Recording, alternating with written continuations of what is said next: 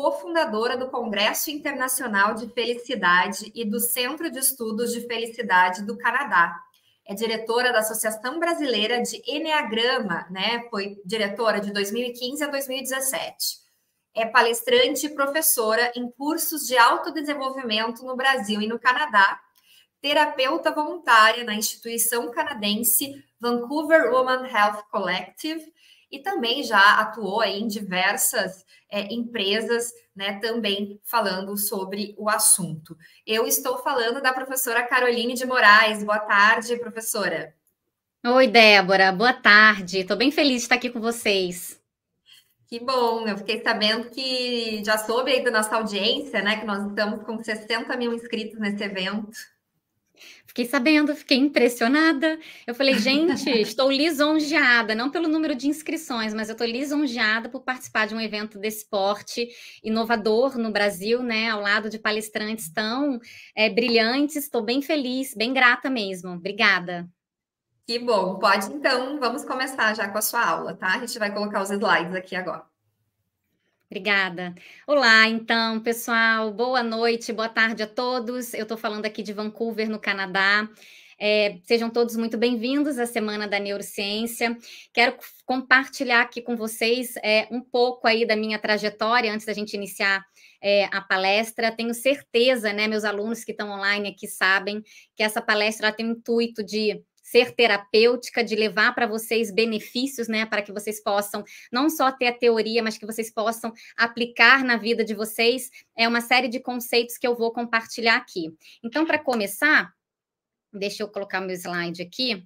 Deixa eu começar só fazendo uma breve apresentação sobre mim. Hoje, como eu falei, eu moro no Canadá, eu sou uma terapeuta, né? O nome aqui é counselor, que na tradução sai como conselheira clínica, mas eu não dou conselhos. Eu ajo como se fosse uma psicóloga, mas eu me formei aqui no Canadá, então é isso que eu faço. Eu ajudo pessoas a que passam por questões de saúde mental, como a depressão, ansiedade, estresse pós-traumático. Os meus alunos tendem a perguntar qual que é a minha abordagem, então acho que isso é importante para vocês entenderem que todo o conteúdo que eu vou trazer aqui, ele é humanista, né? Ele é do Carl Rogers, ele é biopsicossocial, holístico, ou seja, eu vou estar sempre falando das 4 dimensões do ser humano, mental, física, emocional e espiritual, e é uma formação, né? É uma abordagem de trauma. Tá? Então, é nisso que se concentra todo o trabalho que eu vou apresentar a vocês.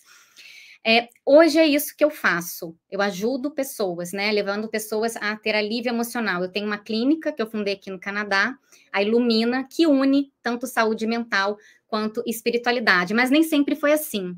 Há 10 anos atrás, eu digo assim, na vida passada, na minha outra vida, eu era jornalista, eu trabalhava em grandes empresas, eu tinha uma meta na vida que era ser gerente na multinacional em que eu trabalhava. Eu entrei como analista e eu batalhei muito para me tornar gerente da empresa. E assim que eu me tornei gerente naquela empresa, por ter vivido, não tem a ver isso com a empresa, tá? Mas na época foi tudo bem sincrônico.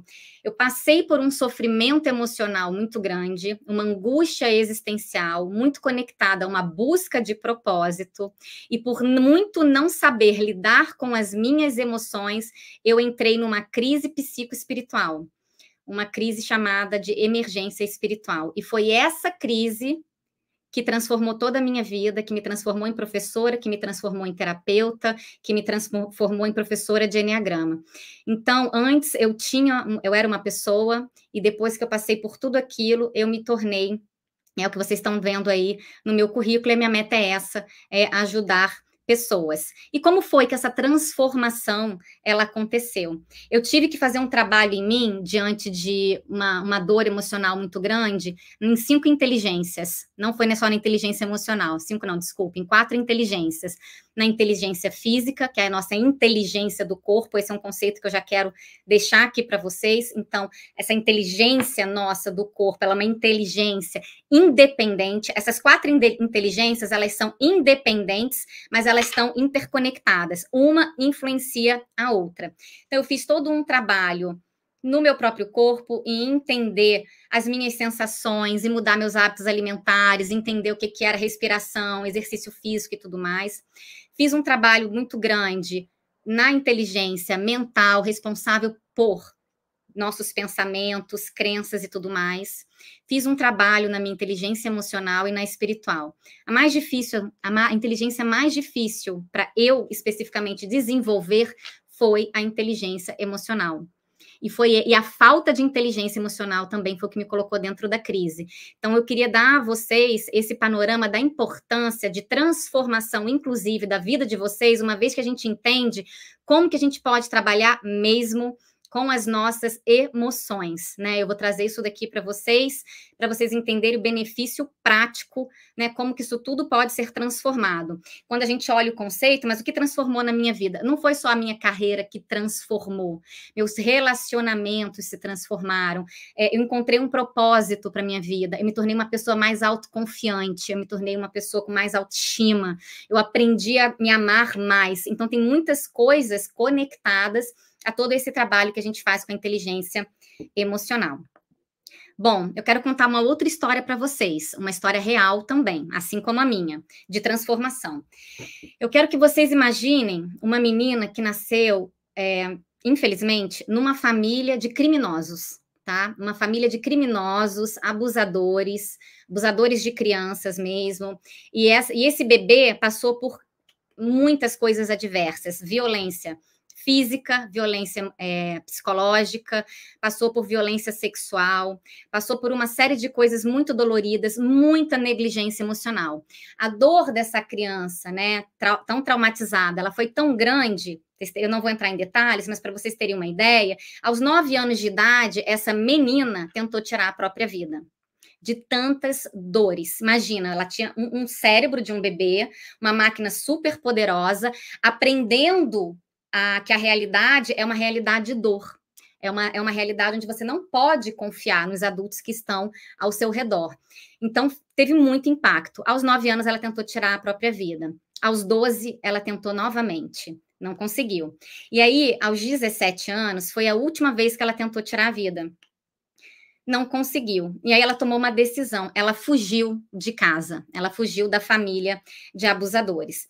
Quando ela fugiu, ela teve a sorte de encontrar uma única pessoa boa no caminho dela, que foi um psiquiatra. Esse psiquiatra, ao ouvir toda a história dessa menina, ele conseguiu ajudá-la a fazer muito trabalho de psicoterapia focado em trauma, tá? Então, vocês imaginem que nos primeiros 17 anos da vida de uma pessoa, tudo que ela sabia da realidade era violência, era negligência, era dor. É possível recuperar depois de tanto? É possível recuperar uma pessoa depois de tantos danos assim que foram feitos nas conexões neurais dessa pessoa? É possível. É possível.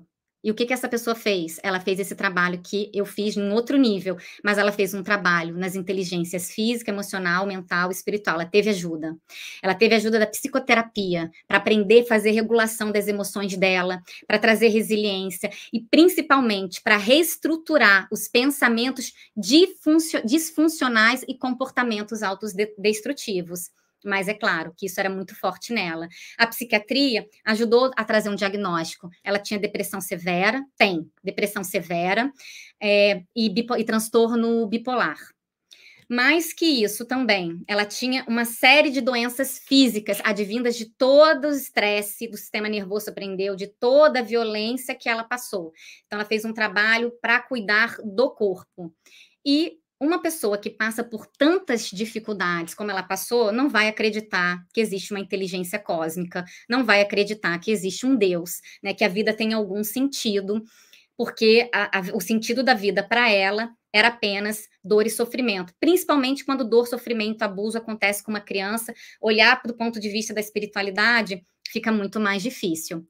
Mas essa pessoa foi se recuperando, tá? 17 anos de dor, ela fugiu de casa, ela mudou o próprio nome para que nenhum membro da família pudesse encontrar, e ela encontrou pessoas que ajudaram, e hoje é um tratamento que ela já está nele há 25 anos, tá? Então, é um tratamento que ela faz para o resto da vida. Agora, o que a vida dela se transformou, eu vou contar para vocês lá no final, tá bom?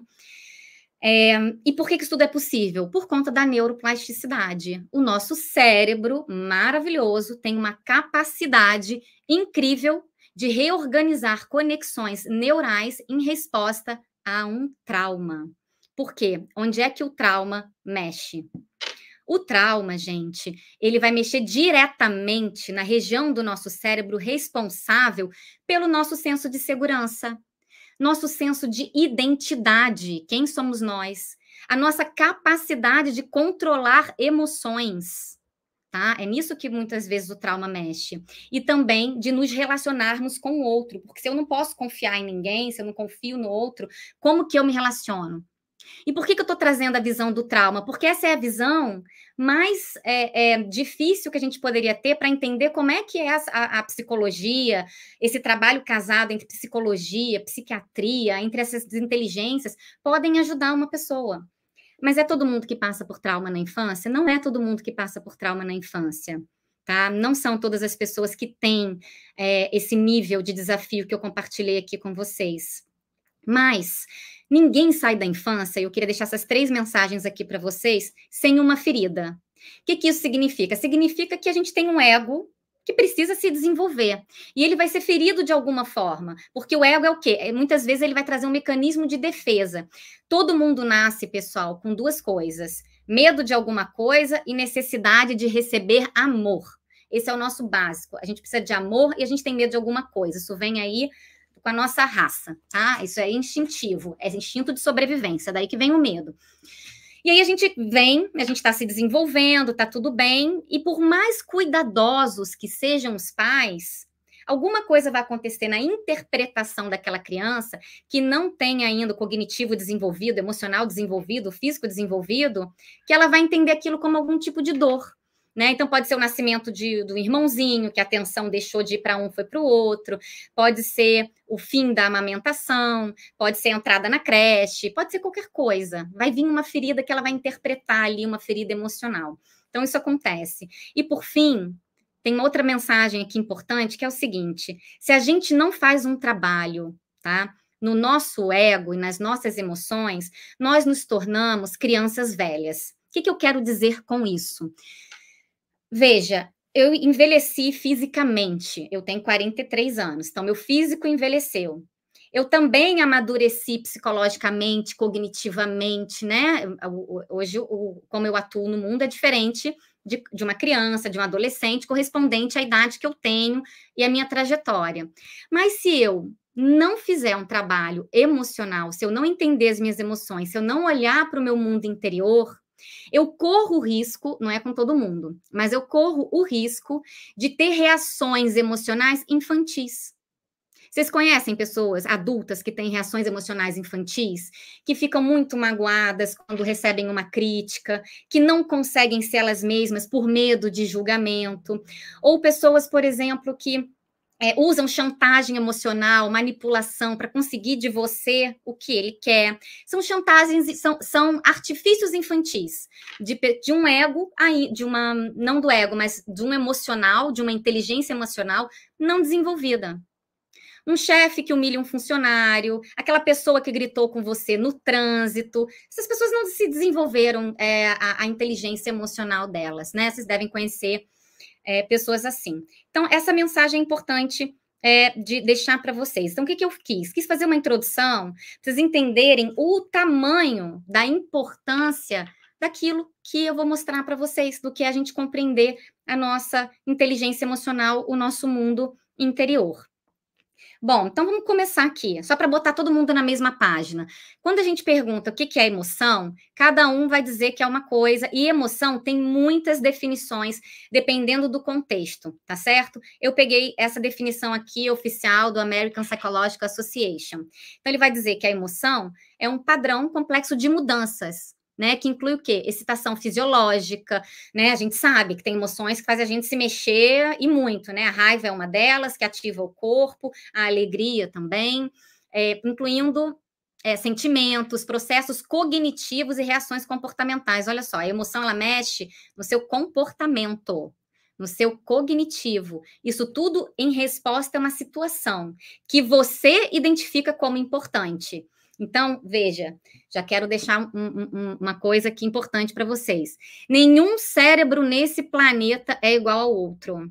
Nós temos 8 bilhões de cérebros diferentes. O que é significativo para você pode não ser para mim. O que te gera dor pode não gerar para mim. A crítica que foi feita para você pode não ter impacto nenhum para mim, porque isso depende de como você vê a situação, isso depende da tua bagagem, isso depende de quem é você. Então, a gente tem muito conceito do que é emoção, mas eu quero deixar um conceito aqui para vocês, que vocês não vão esquecer nunca mais. Nunca mais vocês vão esquecer o que eu vou mostrar para vocês. Eu aposto. Meus alunos já sabem, vou mostrar para todo mundo que está aqui. Emoção, gente, é energia em movimento. Pega esse conceito para a vida. E eu vou explicar por quê. Emotion é emoção em inglês, tá? Motion, movimento, e de energia, de energy. Então, emoção é energia em movimento. O que isso significa? Que é uma energia que atravessa a gente. Isso aqui atravessa você. Você não é as suas emoções. Emoção vem e emoção vai. Emoção ativa e emoção passa. Então, você é a sua frustração? Não. A frustração está atravessando você. Você se torna uma pessoa triste porque você está triste hoje? Não. A tristeza está atravessando você. Você está experimentando hoje o fracasso de um projeto. Isso torna você uma pessoa fracassada? Também não. O fracasso está atravessando você. Emoção é energia. Outra coisa importante em relação à emoção. Emoção não pode ser retida. Se você tem uma emoção dentro de você, ela precisa ser expressa, ela precisa ser manifestada. Porque se você, assim como um dia eu lá atrás, não consegui falar sobre as minhas dores, não consegui expressar as minhas emoções, o que aconteceu? Elas ficaram retidas dentro de mim, elas podem te dar uma gastrite, dor de cabeça, dor na coluna, elas podem te dar uma série de coisas, tá? Se elas não são manifestas, mas elas também podem fazer você entrar num processo dissociativo, dissociação. É tanta dor no corpo que você, sai, você desconecta de você, desconecta da energia da vida. Isso é bem forte, né? Eu sei. Então, assim, emoção precisa ser expressa, tá? Tô triste, eu preciso chorar, ou escrever, ou falar. Eu tô com raiva, eu preciso colocar essa raiva para fora de um jeito seguro, não é no outro. É sozinho no meu quarto. Eu vou gritar no travesseiro, eu vou gritar no banheiro, eu vou gritar dentro do carro, mas eu não vou expressar raiva com o outro. É uma emoção que você expressa. Alegria, a gente sabe muito bem como expressar alegria. Mas e as outras tantas emoções que a gente tem? Então, elas precisam ser expressas. Então, emoção é energia em movimento. Bom, outro conceito importante que eu quero compartilhar com vocês aqui, que é o conceito de mentalidade, mindset em inglês, tá? O que é a mentalidade? Tem a ver com tudo isso que eu estou falando. É a forma como você está interpretando o mundo. É como você está dando sentido para as coisas. Nada, gente, tem significado nenhum, a não ser o significado que você dá para ele. Então, vamos pensar o seguinte, isso aqui é um copo, tá? Então, para muitos de vocês, é apenas um copo. Para alguns, pode ser um objeto sagrado. Para outros, pode ser a arma de um crime. Isso aqui pode ser, alguém pode estar vendo metade cheio, o outro pode estar vendo metade vazio. Então, assim, as coisas têm o significado que a gente dá para elas. Isso tem a ver com mindset. Mindset, ele pode ser de crescimento ou ele pode ser um mindset rígido. No mindset rígido, isso eu abordo nas minhas aulas com mais detalhes, né? Vocês vão aqui, eu vou só estou passando por cima para vocês entenderem esse aspecto da interpretação, de como eu estou interpretando a realidade. Então, sabe aquela coisa de dar conselho para o outro? Por que a gente brinca que conselho ele não funciona tanto? Porque o conselho está baseado na tua interpretação dos fatos, no teu mindset, em como você está vendo aquilo. E isso é uma verdade para tudo. Então, assim, se eu tenho uma mentalidade rígida em relação às minhas crenças, eu não vou ouvir as crenças dos outros. Se eu tenho uma mentalidade rígida em relação a determinado partido político, eu não vou ouvir a opinião dos outros. Eu estou fechada. Mas se eu estou aberta com um mindset de crescimento, o que acontece comigo? Eu vou ouvir as pessoas.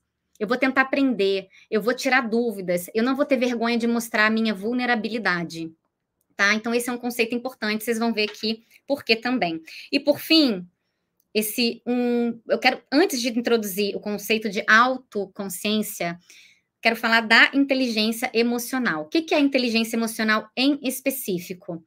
Bom, é a nossa capacidade de desenvolver, de compreender, de entender, de identificar as nossas emoções. Uma vez que a gente sabe fazer isso, a gente aprende a se regular. Então, assim, não, Carol, não é possível, eu sinto raiva e quando eu vi eu já estou gritando, eu não quero mais gritar, eu não quero ser essa pessoa que falam comigo torto e eu já me descontrolo e dou um grito. É possível se regular, conhecendo os gatilhos, fazendo alguns exercícios, isso é possível. É possível se automotivar. Nossa, eu estou aqui nesse trabalho, mas esse trabalho estou muito insatisfeita. Como é que eu me automotivo no trabalho? Ele vai depender muito do nosso conhecimento, daquilo que é importante para a gente, valores e tudo mais, da minha mentalidade, da minha interpretação também, e de como e quais são os meus valores, de como eu estou enxergando aquilo que eu faço. Então, a motivação é um componente muito importante que é desenvolvido depois que a gente tem a autoconsciência. Por que a empatia é uma característica, é um dos aspectos tão forte da motivação, da inteligência emocional?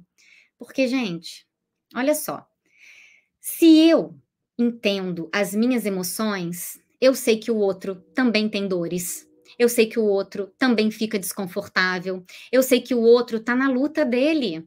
Que todo mundo tem dores, que todas as pessoas querem ser amadas, querem seu lugar ao sol. Eu passo a falar com as pessoas com mais gentileza, porque eu não sei qual é a história do outro.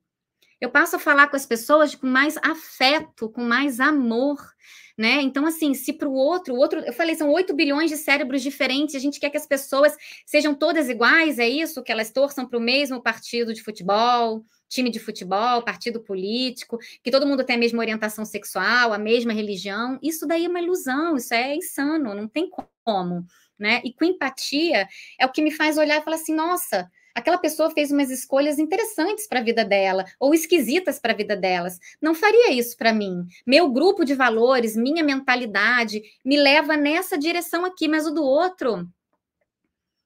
E eu posso ter empatia pelo outro, eu posso me colocar no lugar dele e pensar assim: bom, o que ele está vivendo, deixa ele feliz? Deixa ele feliz. Eu sei o que é felicidade, maravilhoso. O que ele está vivendo? Nossa, eu nunca imaginei quão difícil é passar por aquilo ali que ele está passando.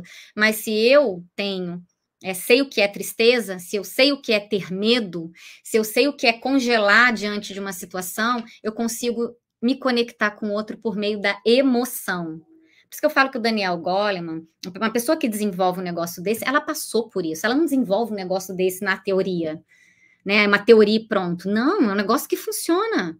Um negócio que funciona e melhora a nossa humanidade. Fazer um trabalho de inteligência emocional melhora a nossa humanidade. E aí a gente vai para um aspecto de socialização. Porque entendendo as emoções das pessoas, eu posso influenciá-las de forma produtiva e de forma também positiva. Né? Então eu chego e falo assim: nossa, eu sei que aquela pessoa ali ela tem essas e essas e essas e essas características, e eu posso me comunicar com ela dessa forma. Existem pessoas que são mais sensíveis, pessoas que são mais racionais, pessoas que são mais da ação, pessoas que são mais da inação, que seja, mas uma vez que eu tenho as minhas emoções desenvolvidas, eu consigo influenciar e trabalhar com o outro de uma forma com muito mais clareza. Isso daqui, essas 5 frentes da inteligência emocional, é o que eu ensino no curso. No curso eu sou professora de neurociência, psicologia positiva e mindfulness aqui da PUC-PR Digital. Então, é isso que eu ensino no curso. Eu quero falar com vocês aqui, e eu estou falando desde o início, desde que eu contei a minha trajetória, pensei no que poderia ser mais útil para abordar aqui com vocês nesses 1 hora que a gente tem juntos. Então, o que eu pensei? Vamos focar na autoconsciência, tá? Porque sem autoconsciência, muito difícil da gente se regular. Se automotivar, ter empatia. Eu não tenho consciência de mim, como é que eu vou ter consciência que aquele outro ali existe? Então, autoconsciência. Eu preciso de autoconsciência para me desenvolver. E o que é autoconsciência? A autoconsciência é a capacidade que a gente tem de perceber e compreender meus próprios pensamentos, minhas emoções, meus comportamentos, estados internos de maneira clara e objetiva, os meus gatilhos. Isso é ter autoconsciência. Existe um mundo interior. E, aliás, para mim, só esse mundo é o que existe, é o que está dentro de você, o que está fora de você, você não tem controle nenhum. Está acontecendo um monte de coisa no mundo. Você vai deixar tudo te impactar? Qual é o teu sistema de pensamento? Quais são suas crenças principais? Qual é aquela crença que te acompanha desde a infância que faz com que você pense o que você pensa hoje? Qual é a emoção que você costuma sentir mais durante o dia? Das milhares que tem. Quando a gente fala de emoção, né, normalmente são 3 respostas. Como você está? Ok. Como você está? Cansado. Bem, né? Bem, ok, cansado, né? São as 3 emoções que a gente mais vê as pessoas dizendo sobre os estados emocionais dela, mas são muitas. Quais são essas emoções? Quando elas vêm? Quanto tempo uma emoção fica em você? Vou dar um exemplo. Vou pegar uma emoção que as pessoas não gostam, tá? Vou pegar aqui a vergonha, pior das emoções, as pessoas não gostam, né? A gente tem pânico da vergonha. Quanto tempo você se sente envergonhado quando acontece algo? Monitora, coloca no relógio a próxima vez que você ficar com a vergonha. Ih, a vergonha tá me atravessando, dá licença aqui que eu vou ver quanto tempo que ela vai ficar dentro de mim. Culpa. Tem gente que carrega culpa há 30 anos, acho que é um pouco tempo demais, né? Agora, quanto tempo você fica culpado com determinada situação? Quando você deixa o outro constrangido, quando fica aquele climão, a culpa está dentro de você. O que você faz quando você está com culpa? Você sai correndo tentando conversar? Qual é o comportamento que vem na sequência? E quando você está com vergonha, você faz o quê? A vergonha é a coisa mais. A vergonha, o único comportamento que eu falo que advém da vergonha é como é que eu cavo um buraco no chão e me jogo dentro, né? Mas a pessoa, quando está com vergonha, ela fica paralisada ou ela começa a falar, tentando justificar para ver se aquela vergonha passa. Achando que todo mundo sabe que ela está com vergonha, mas ninguém está sentindo a sua vergonha, só você sente a sua vergonha. E isso é um segredo para lidar com a vergonha também, né? Que eu abordo mais profundamente aí no curso. Mas autoconsciência é isso. Quanto tempo você se sente culpado? O que você faz quando você está com medo? Qual foi a última emoção que você experimentou hoje de manhã? O que você sente? O que você sentiu na hora que eu comecei a contar a história da menina de criminosos e abusadores? Você sentiu o quê? Em que lugar do teu corpo aquilo manifestou? Que lembrança ou que memória aquilo te trouxe? O que você projetou lá na frente? Sentiu nada? Aquilo te deu ansiedade? O que aconteceu ali? Você estava autoconsciente quando eu trouxe aquela história? Você está autoconsciente do que acontece agora no seu corpo? Né, conforme você vai vendo tudo isso que a gente vai contando, né, vem o quê? Vem esperança, vem expectativa, enfim, autoconsciência, acho que vocês pegaram bem aqui, né, o conceito. Bom, isso daqui que eu quero mostrar para vocês é o seguinte, por isso que eu falei tanto ali de mindset, tá? Pensa comigo o seguinte, esse aqui é um modelo que a gente usa muito na terapia cognitivo-comportamental. Aí o pessoal está dizendo, meu Deus, né? Agora ela trouxe a terapia cognitiva comportamental. É um tipo de terapia, tá? É um modelo, tem vários modelos para a gente trabalhar, mas esse é um modelo que eu gosto muito. Não por acaso, terapia cognitiva comportamental, comprovada pela ciência, é uma das melhores para lidar com traumas, tá? E com várias outras coisas na nossa vida também. Nesse modelo é o seguinte, acontece uma situação externa. Então, explodiu uma bomba. Qual que é a interpretação que todos nós, coletivamente, ou nem todos, tá? Não sabemos, podemos ter dessa situação externa? A primeira interpretação, perigo. Uma outra interpretação, interpretação principal, perigo. Ou medo, tô com medo, vou morrer, guerra, fomos invadidos. Vai ter alguma interpretação dessa bomba, tá? E aí vai vir um monte de pensamento depois da interpretação. Que pensamentos são esses? Eu não estou segura. Eu não estou segura é pensamento, não é emoção. Insegurança, muitas vezes, começa num pensamento. Eu não estou seguro, isso é um pensamento. Isso não é uma emoção. O pensamento vai ativar uma emoção. Que emoção é essa? A bomba, interpretação, não estou seguro, medo. É essa emoção que vem. Foi ativada. Qual que é o comportamento? Eu vou correr, eu vou me esconder, eu vou desmaiar, eu vou congelar. Aí depende. Uma situação externa. Fui traída. É uma situação externa. Fui traída. Eu não tenho controle sobre o outro. O outro me traiu. Qual que é a minha interpretação? Depende. Podem ter muitas interpretações. Vou trazer uma possível aqui. uma interpretação, uma crença. Eu não tenho valor. Quais o pensamento que... Então, vamos lá. Eu fui traída. Interpretação, eu não tenho valor, eu não mereço ser amado. Qual que é o pensamento? Eu vou ficar sozinha para sempre, eu nunca mais vou me casar, todos os homens ou todas as mulheres traem. Podem vir um grupo de pensamentos advindos disso. Qual que é a emoção que pode vir? Tristeza. Qual é o comportamento que pode vir da tristeza, então? Eu posso me fechar e não ir mais me relacionar com ninguém, dentro de muitos outros comportamentos que podem trazer. Então, eu tenho...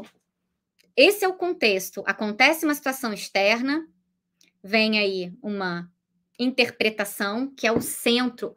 Essa interpretação, gente, é o mindset, muitas vezes, é uma crença central, é um gatilho daquilo que vem lá da tua infância, das suas experiências passadas. A interpretação tem a ver com as suas experiências passadas, tá? Os seus pensamentos vão vir todos automáticos ali e vão trazer emoções e comportamentos na sequência. Então, uma coisa ativa a outra.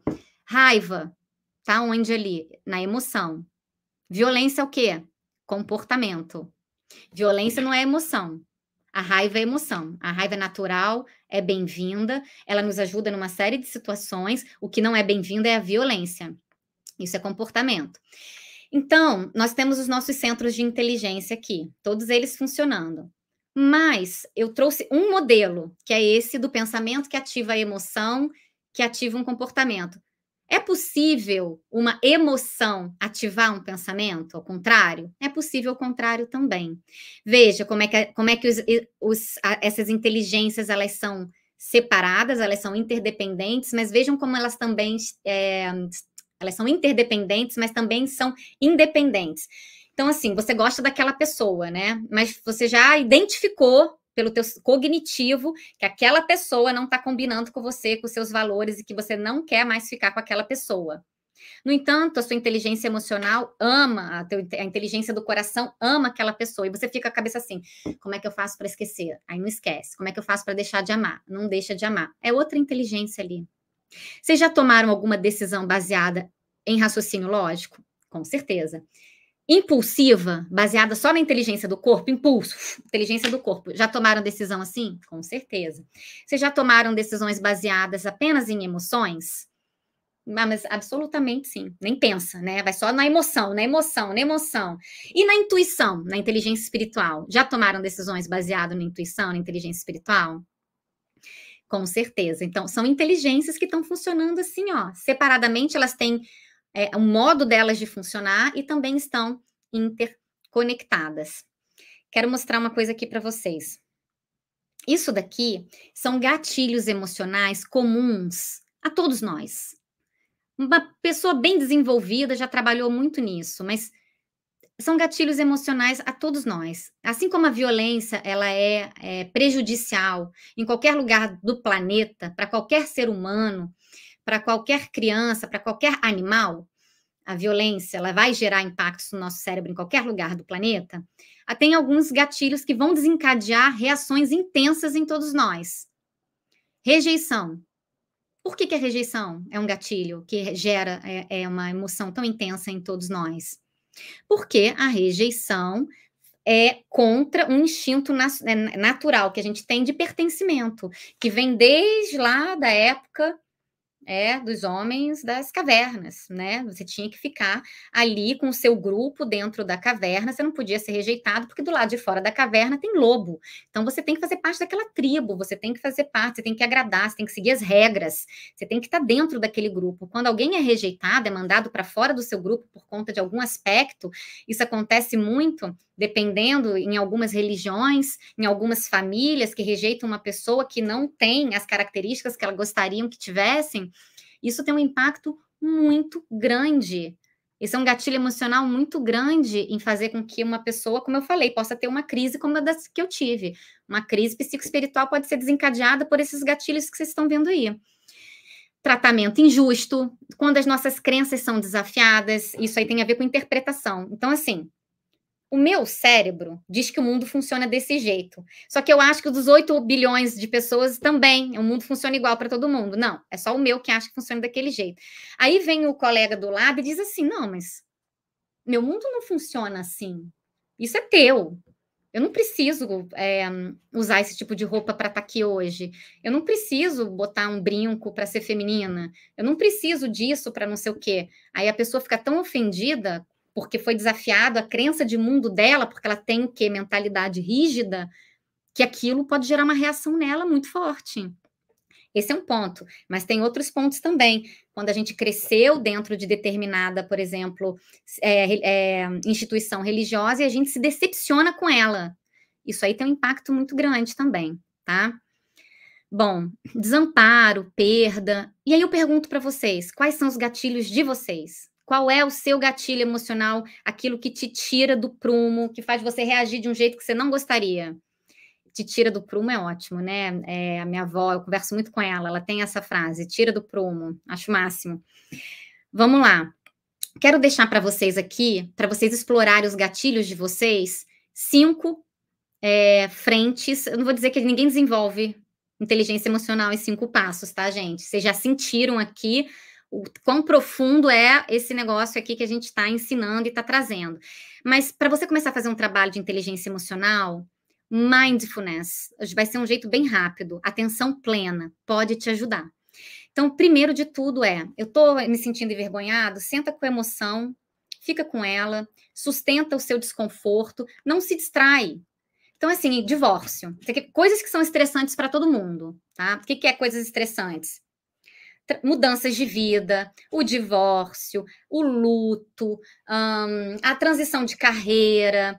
Que mais? Tem milhares de coisas que são estressantes para todos nós, mas essas daí estão sempre lá no topo. Imigrar para um outro país, doenças, né? Perda das pessoas queridas, acidentes. Então, tem coisas que são muito estressantes. E elas vão disparar emoções muito fortes na gente. E o que a gente quer fazer? Fugir. E como que a gente foge de emoção? Trabalhando demais, bebendo demais, comendo demais, que mais? Vendo rede social demais, tudo que é demais, né? Vícios são fugas de emoções. Muitas vezes, tentativa de tirar a própria vida é fuga da emoção, não é querer tirar a vida, é fugir da dor. Então, quando você desenvolve isso, você ganha elasticidade, você se desenvolve, você está se protegendo. É um trabalho que vai te proteger de muitas coisas difíceis que você não tem como não enfrentar. Nós vamos acabar enfrentando. Então, senta com a tua emoção e diz assim, como é que você está? Tô arrasada, tô frustrada, tô acabada, tô cansada. Vou dar outros vocabulários para vocês. Identifica a emoção. Respira, põe a mão no coração, fala o que eu tô sentindo nesse momento. E aí, se você não souber o que você tá sentindo, tem uma ferramenta ótima aqui para vocês, que é essa daqui. Opa, desculpe. Chama-se a Roda dos Sentimentos. Vocês acham ela aí no Google facilmente, tá? A roda dos sentimentos ajuda você a ver todas as emoções, os sentimentos que tem por fora, os outros sentimentos que são mais aprofundados, e aí você vai ver o que está lá na raiz. Vou dar um exemplo.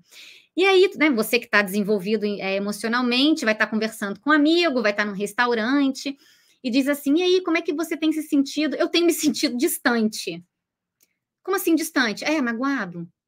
Como assim magoado? Triste. Então, olha ali, ó, distante, tá ali na primeira linha do vermelho. Magoado, não, desculpa, raiva, triste, tô com raiva. Então, eu tô distante, eu tô magoado, eu tô com raiva. Aí você olha para uma outra, como é que você tá se sentindo hoje? Hoje eu tô tentando me aproximar aqui da tela para ler, né? Eu estou me sentindo inferior. Alguém já te deu essa resposta? Tô me sentindo totalmente inferior. O que tem por trás desse senso de inferioridade? Eu estou me sentindo deprimido. O que tem por trás ali desse tá se sentindo deprimido, que é diferente da depressão, tá? É um sentimento. Eu tô triste. Então, essa é a tristeza que você tem que expressar. Por isso que a gente vai identificar. O que você vai expressar é a tristeza, raiva, medo, alegria, tá? Isso aqui pode ajudar você a melhorar, para as pessoas que estão iniciando nesse processo, melhorar o vocabulário para identificar as próprias emoções. Aceita aquilo que você está sentindo. Não, eu não posso aceitar isso de jeito nenhum. Não, aceita. Aceita o seu desapontamento, aceita que você foi enganado, aceita tudo isso que você está sentindo, porque ao aceitar, daqui a pouco aquilo vai embora. Se você não aceitar, você vai reter dentro de você e esse sofrimento, ele só cresce lá no longo prazo, tá? Ele vai para o longo prazo mesmo. Por isso que tem gente que carrega culpa 30 anos. Lembra que eu falei? Culpa 30 anos, não aceitou o próprio erro até hoje. É isso que a gente está trabalhando, tá? Lembre-se que emoções são impermanentes. Emoção é energia. Emoção vem e emoção vai. Investigue, explore e descubra os seus gatilhos, tá? Olha para dentro. Porque com esses gatilhos, você vai chegar lá para o teu terapeuta e vai falar assim, eu tenho o gatilho da rejeição. Isso advém, você vai descobrir de uma cena, de uma coisa muito marcante, um bullying que você passou no colégio, uma coisa muito que ficou para você, e aquilo tem sintoma até hoje porque não foi visto, não foi trabalhado. Então, é importante isso daqui. Então, olhe esses passos, pensem sobre isso, e isso é possível de ser aplicado, tá certo? Bom, eu estou indo aqui para a reta final. Mas antes, eu quero dizer uma coisa aqui para vocês. Desculpa, tem um título escrito ali no meio do slide, ignorem. Existe um modelo para a gente lidar com o luto, porque o luto, ele é um processo, ele não é uma emoção. Ele é um processo natural de cura de uma perda muito significativa para você, tá? Ele é um processo, mas que ele traz emoções muito doloridas e muito difíceis. Então, esse é o modelo mais incrível de luto que eu já vi na minha vida, porque ele consegue resumir tudo que eu estou falando aqui num pequeno slidezinho, tá? O que é isso daqui? Olha a expectativa e realidade. Estão vendo ali 2 gráficos. Aí tem um círculo branco ali, né? Esse círculo branco é você, é o seu psicológico, é a sua inteligência emocional, é você no dia a dia, nada está acontecendo, é você hoje trabalhando numa boa. Aí vem uma perda. Essa perda, ela toma conta de tudo na tua vida. Todas as inteligências vão ser impactadas. A física, a mental, a emocional e a espiritual, dependendo das suas crenças, claro. Mas tudo vai ser impactado. Então, o luto, ele toma você. E aí, o que as pessoas esperam do luto ao longo do tempo? Então, assim, você perdeu um filho, tá? Eu tenho um caso desse na família. Perdeu um filho. Meus tios perderam um filho de 21 anos. O luto tomou a vida deles. E a gente espera que ao longo do tempo, né, que aquela dor da perda de um filho diminua. Mas não, a dor da perda de um filho, ela não diminui. Ela continua. O que acontece, então? É que você cresce ao redor da dor. Cresceu em mindset, cresceu em inteligência emocional, você cresceu em resiliência, você cresceu espiritualmente. Isso é um fenômeno que acontece com muitas pessoas, tá? Não com todas, mas que acontecem com muitas pessoas. A dor, ela pode ficar ali, mas você vai crescer imensamente ao redor da tua dor. Esse fenômeno que acontece com algumas pessoas foi o que aconteceu com a minha amiga lá no início, que eu falei para vocês. Ela teve um crescimento pós-traumático, tá? O jeito que os meus tios perderam um filho foi muito traumático, eles testemunharam a perda. Esse crescimento pós-traumático é uma transformação mesmo psicológica, que acontece com muitos soldados que vão para a guerra, isso é muito estudado, né? Como é que os soldados vão para a guerra, passam por aquele horror todo, e alguns não conseguem, vão sucumbir psicologicamente, e outros conseguem crescer psicologicamente, emocionalmente, espiritualmente, depois de todo aquele horror. Depende muito do trabalho que é feito com a pessoa, da interpretação, da mentalidade, e é possível. Aquela menina que eu falei para vocês, ela conseguiu. Ela mudou o nome dela para Hope, ela está aqui no Canadá. Hope significa esperança. Ela é uma colega minha de trabalho, tá? Ela atende hoje pessoas, ela é casada, ela tem 2 filhos, ela passou por tudo aquilo e ela conseguiu. Ela usa medicação? Usa. Ela faz muita psicoterapia? Faz. A família toda está envolvida nas dores dela? Sim. Todo mundo sabe quais são os gatilhos dela. Eles têm muita educação para lidar com ela, inclusive. Mas foi possível.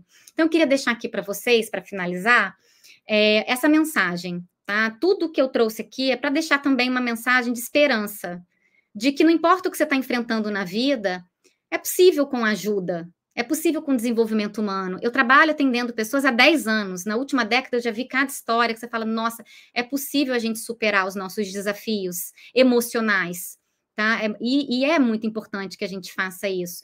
Mas a mensagem final, então, que eu quero deixar para vocês é de que não tenha só a esperança. Seja você a esperança. Você a esperança de cura, você a esperança de equilíbrio, você a esperança de honestidade no mundo da corrupção, de afeto num mundo que vocês sabem como está, você a esperança de empatia, a esperança de coragem no mundo do medo, porque na hora que você deixa de ter esperança e você passa a ser, você vai impactar toda a comunidade ao seu redor, você vai impactar todo o seu entorno, tá certo? Então, obrigada. Quero deixar rapidamente 2 presentinhos para vocês aqui, um presentinho e um convite.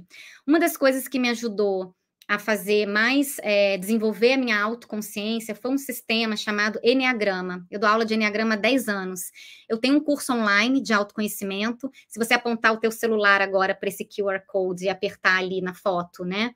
Você vai direto para o curso, pode entrar lá, mas a Débora falou que ia colocar o link aqui para vocês também. Se vocês perderem essa oportunidade, vocês me chamam no meu Instagram, que é Caroline_D_Moraes, e eu vou dar para todo mundo aqui, da Semana da Neurociência, 20% de desconto no curso. É só você colocar o cupom Neurociência na hora que você for fazer a sua inscrição, tá? Eneagrama para autoconsciência. E o meu segundo convite é para os psicólogos, terapeutas, médicos que estão aqui me ouvindo e espiritualistas, tá? Que têm interesse na dimensão espiritual, na inteligência espiritual do ser humano. Eu sou uma das organizadoras do primeiro simpósio de emergência espiritual e saúde mental do Brasil, né? Já se inscreva lá, vai ser um evento com vários médicos, vários psicólogos, nós vamos discutir as crises espirituais, como a que eu contei para vocês que eu tive lá atrás. Tá certo? Qualquer coisa, se perderem a informação aqui, depois vocês me chamam que eu passo para vocês. É um evento que vai ser beneficente para as vítimas, para investimento em saúde mental nas vítimas da catástrofe do Rio Grande do Sul. Então, é um evento aí duplamente importante. Muito obrigada, e eu espero que a gente tenha aqui um tempo ainda para responder as perguntas de vocês. Acho que a gente tem 10 minutos, né, Débora? É isso mesmo. Na verdade, a gente tem um pouquinho menos, mas vamos lá, professora. Bom. Muito obrigada pela sua palestra. O pessoal gostou bastante ali, elogios no chat. Nós temos, sim, algumas perguntas aqui. A primeira é da Camila Girardi. Ela pergunta o seguinte: professora, poderia indicar algumas leituras sobre psicologia positiva? Tem muitos estudantes aqui, né? Tá, as pessoas sempre pedem a leitura. Coloca o meu slide aí, eu já trouxe aqui algumas coisas. Já vou aqui, as pessoas já dão um print screen da tela. Calma aí, aqui. Eu costumo recomendar esses livros aqui, tá? Tem esse daqui, Felicidade Autêntica, do Martin Seligman. Ele é um dos autores principais da psicologia positiva. E tem outros livros que eu adoro, que são livros que vão ajudar vocês com atenção plena, com vulnerabilidade, da Brené Brown, tá? Que vai ajudar vocês com mindset, a mentalidade, né? Que é a nova psicologia do sucesso, da Carol Dweck, que eu também indico esse livro para todo mundo. Acho que vocês podem começar por aí. Bom, vamos aqui. Tem um comentário aqui da Dayana, que eu acho que a gente pode falar em cima do comentário dela. Ela diz o seguinte: eu sinto culpa quando eu falo não. Eu não sabia falar não. Hoje aprendi. Consigo dizer não, mas sinto culpa. Vou trabalhar nisso, porque o não já é uma vitória. O não é uma vitória e o não é uma sentença completa. O que significa isso? Veja, quando eu digo sim, você pode me ajudar? Sim. A pessoa fica feliz. Você pode me ajudar? Não. Só que o não, a gente tem tanto incômodo de dar o não, que a gente justifica. Eu não posso por conta disso, por conta daquilo, porque minha família vai estar aqui, porque não sei o quê, porque não sei o quê. A gente faz isso por conta da dificuldade de simplesmente dizer não. Não, eu não posso. Eu não preciso dizer por que eu não posso, eu não preciso justificar. Só que a maioria das pessoas não conseguem chegar ainda nesse lugar. Então, por que o não está conectado à culpa? Muitas pessoas, muitos egos, e se vocês entrarem, vocês aprenderem o Eneagrama, vocês vão ver que são 9 tipos de egos desde a infância, que a gente vai desenvolvendo, 9 tipos de personalidades. Algumas pessoas aprendem lá na infância que para serem amados, para receberem amor, elas têm que agradar o outro. Então, elas têm que dar o que para o outro? Sim. Uma outra coisa, algumas pessoas aprendem lá na infância que para ela ser amada, ou ela não pode entrar em confronto, e não muitas vezes é confronto. Então, as pessoas têm diferentes razões pelas quais elas não dão esse não. Então, o que elas fazem? Elas ficam dando sim para as pessoas, dão não para elas. O que a gente precisa fazer no trabalho de desenvolvimento psicológico e emocional? Você não tem que botar as pessoas para trás. Você entra junto com as pessoas, você gera um equilíbrio. Lembra, para ajudar a reduzir a culpa, que cada vez que você está dando não para alguém, você está dando um sim para você. E você merece aquele sim. Isso ajuda a reduzir a culpa.